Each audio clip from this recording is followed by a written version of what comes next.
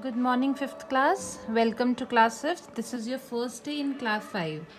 Alright, this is your English period and this is your book, Smart English Course Book. Take out page number 1. The name of the chapter is The Crafty Frog. We will read this chapter today. And along with, we will underline some hard words so that you can learn the spellings also.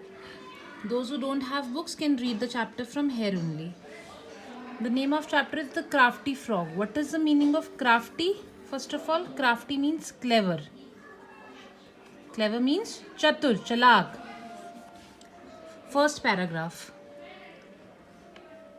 A fat, green, happy frog lived near a river. One day he climbed out of the river bank to warm himself in the bright sunshine. एक fat green happy frog कहाँ रहता था? River के पास. एक दिन वो बाहर निकला. किस लिए बाहर निकला रिवर बैंक से? ताकि वो ब्राइट सनशाइन में खुद को थोड़ा वार्म कर सके. A large black crow pounced upon him. एक बड़ा सा क्रो आया और उसके ऊपर उसने पाउंस कर दिया. Seized him quickly in her beak. और उसे अपनी बीक के अंदर सीज कर लिया. And flew off to look for a far away place. और उसे लेकर उड़ गई ताकि वो उसे वहाँ पे way she could feed on him, जहाँ पे ले जाके उसको वो खा सके.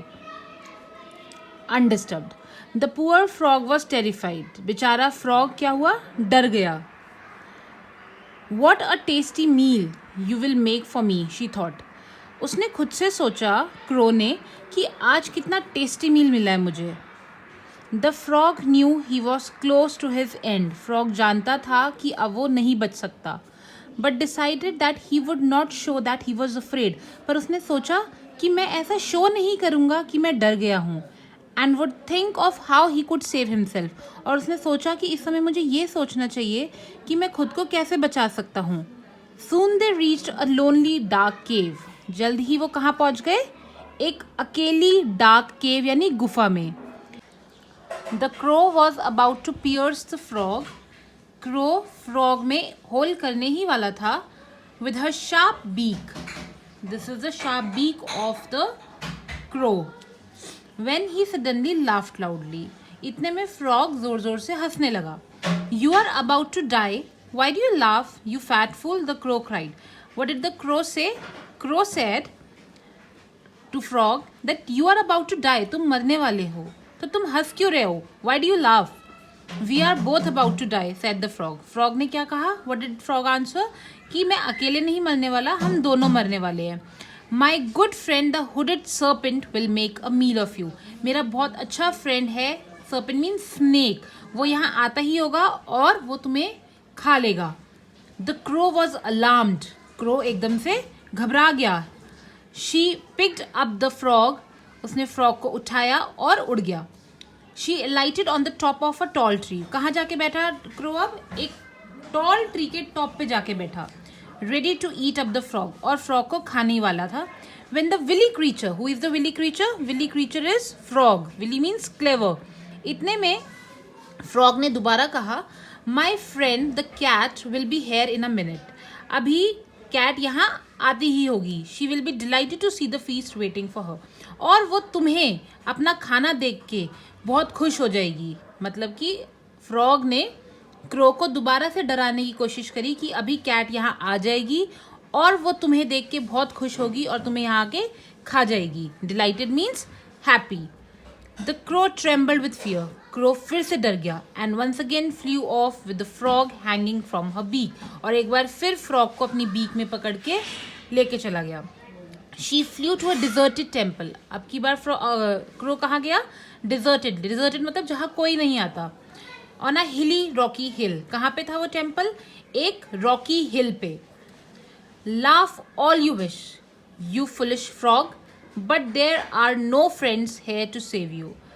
अब क्रो ने क्या कहा? जितना हंसना है हंसो, लेकिन यहाँ पे तुम्हें बचाने के लिए कोई भी फ्रेंड नहीं आएगा. Said the hungry crow. What is the meaning of hungry? Hungry means भूखा. She was surprised when the frog laughed again. लेकिन फ्रॉग फिर से हंसने लगा. How can you laugh when you are about to die.